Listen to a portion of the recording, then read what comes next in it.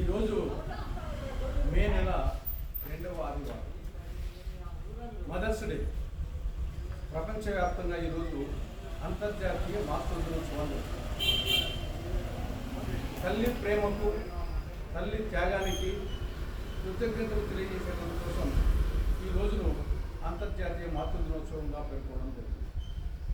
జననీ జన్మభూమిశ్చ స్వర్గాదపి గరియేసి అన్నాడు రఘుకుల తిలకుడు శ్రీరామచంద్రుడు. కన్న తల్లి, కన్న భూమి ఆ స్వర్గసీమ కంటే మిన్న అన్నాడు త్రేతాయుగంలోనే శ్రీరామచంద్రుడు. మాతృదేవోభవ, పితృదేవోభవ, ఆచార్య దేవోభవ, అతిథి దేవోభవ అన్నారు మన పెద్దలు.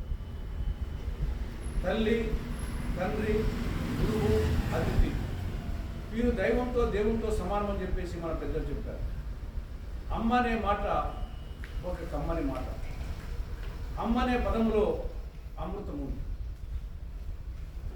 అమ్మ ఈ పదాలకు, భావాలకు అతీతమైనటువంటి భావన. తల్లి ప్రేమ స్వచ్ఛమైన, కల్తీ లేనటువంటి ప్రేమ.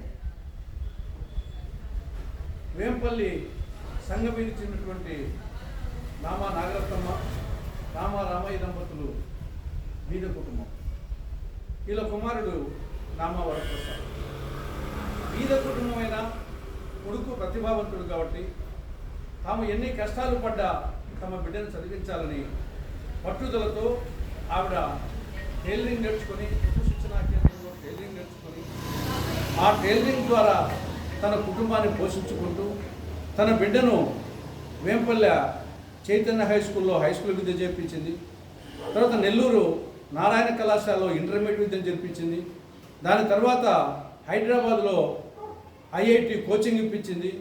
తర్వాత ఖరగ్పూర్లో ఐఐటి చదివించింది. అంటే మాతృప్రేమ ముందు బీదరికం అడ్డు రాలేదు. కొడుకు ప్రతిభావంతున్న కొడుకును పైకి తెచ్చేటందుకు నా బీదరికము అడ్డుపడుతుందని చెప్పేసి ఏనాడు భావించకుండా తన దంపతుల కష్టార్జితంతో కొడుకును వచ్చేసి బీదరికం నుండి ఒక ఖరగ్పూర్లో ఐఐటి స్టూడెంట్గా చేయడం జరిగింది. అది తల్లి ప్రేమ అంటే.